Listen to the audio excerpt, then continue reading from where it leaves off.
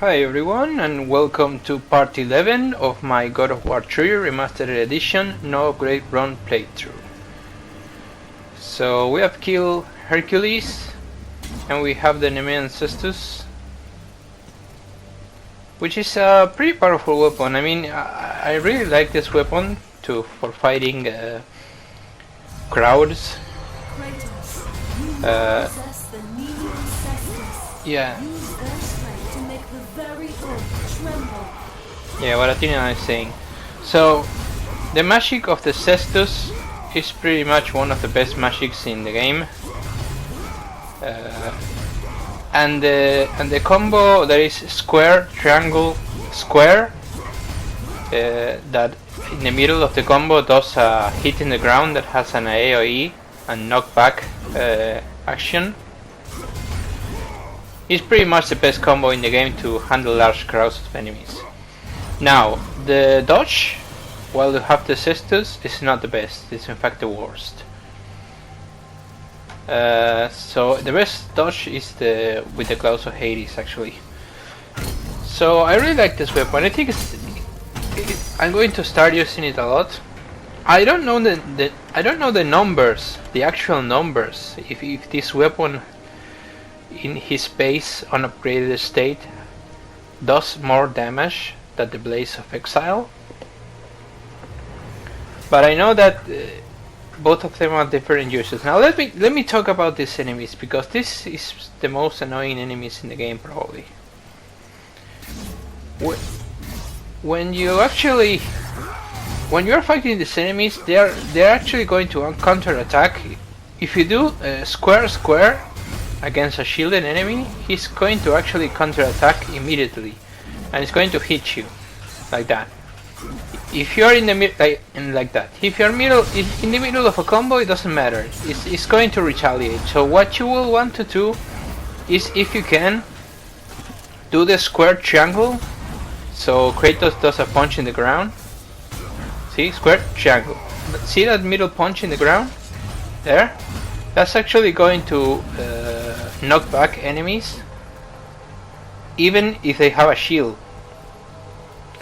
So, and if not, handle them carefully. But we're gonna have a lot of encounter with the shielded enemies. So now we're gonna grab the relic down here,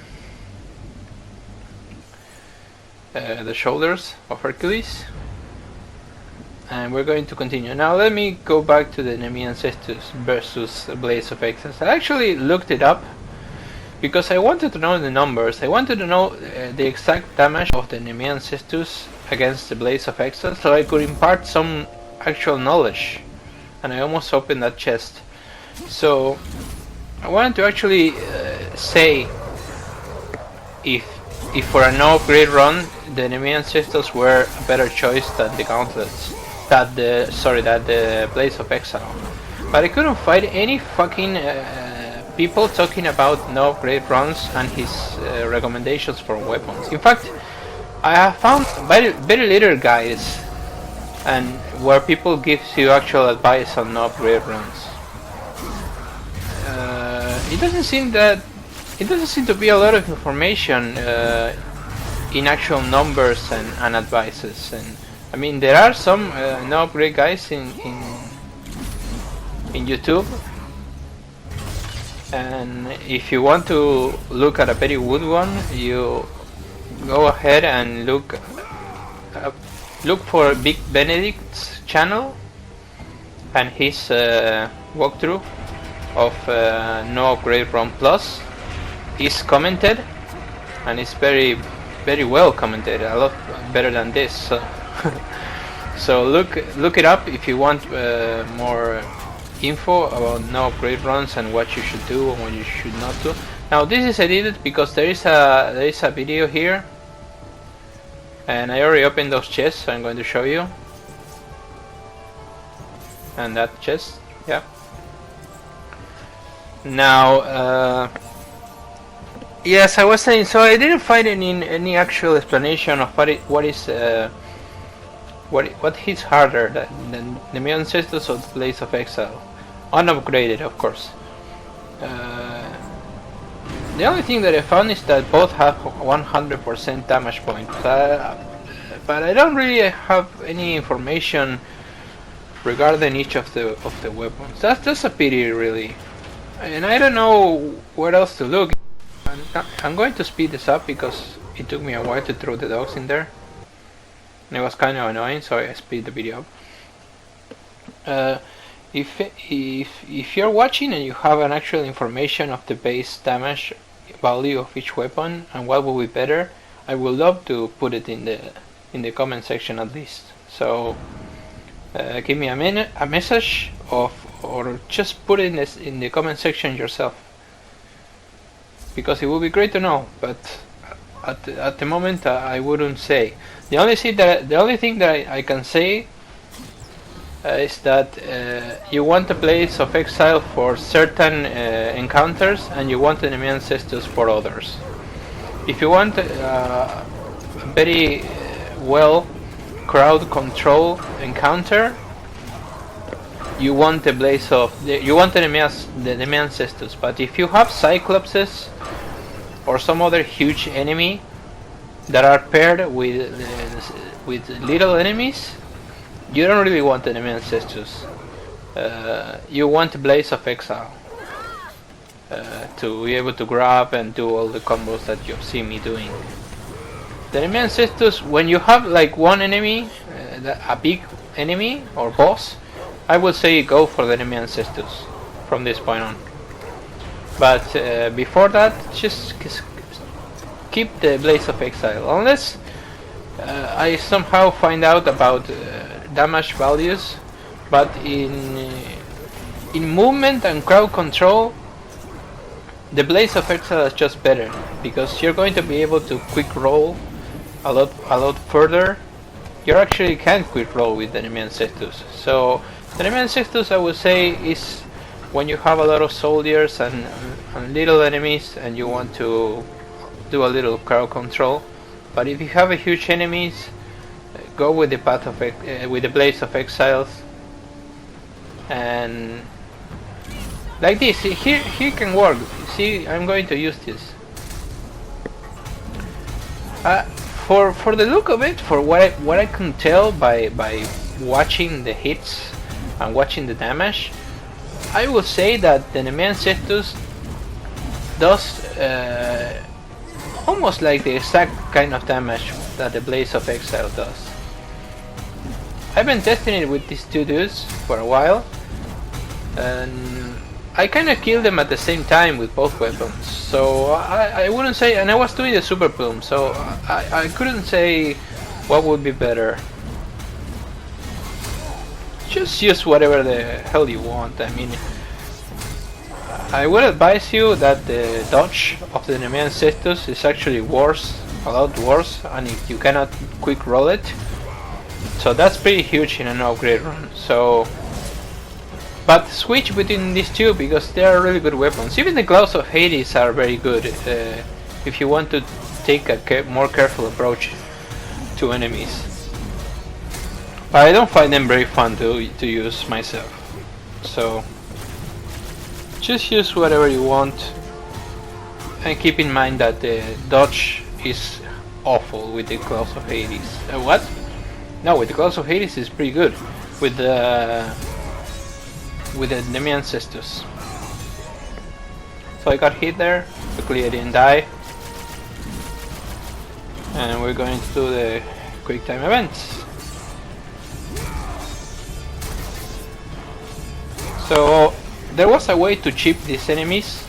If you immediately when they spawn, if you go towards this bridge and you get one enemy off screen, you're probably going to end up fighting one at a time. The other one is going to end up taunting. But I didn't want to do that again because you already saw me doing it, and I don't want to have an entire walkthrough made of cheap encounters.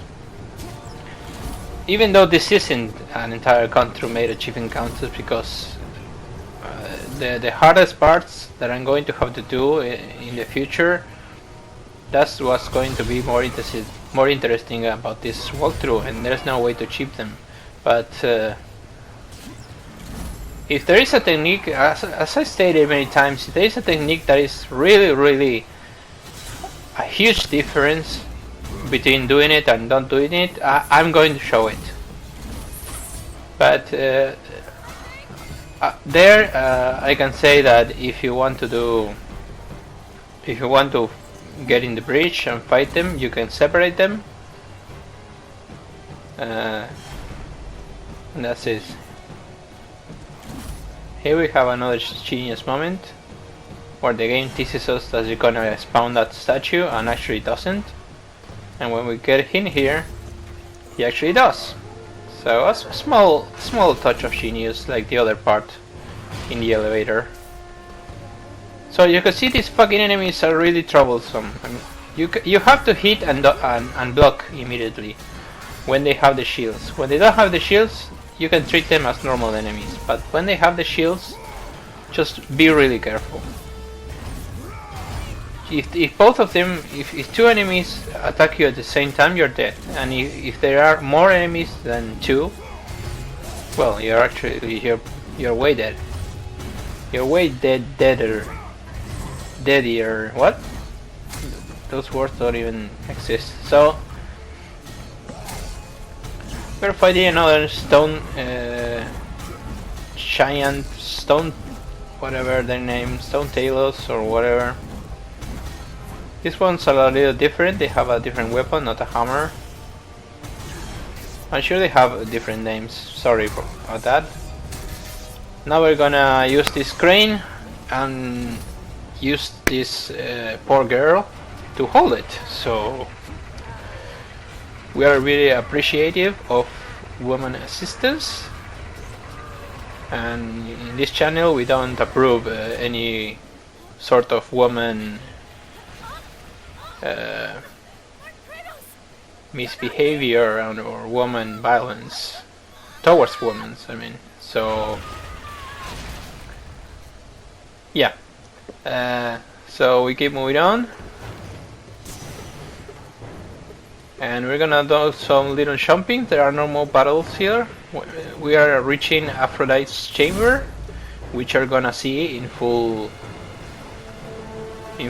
beautiful screen in action. I'm not gonna edit anything about that scene. If YouTube decides to do something against it, well, they'll do something against it then. But I wanted to show you the game as it was, and we're gonna be having some relationships with Aphrodite, and I'm going to show you every step of the way. So here we go. We have to move these bridges. The last one is going to fail, and actually you don't have to go to this last one just to have it fail. But I was, because I'm kinda dumb and forgetful sometimes.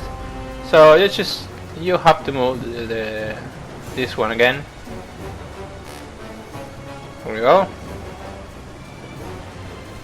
And we're gonna watch the entire Aphrodite's scene without my commentary. So enjoy, guys. We'll see each other in part 12.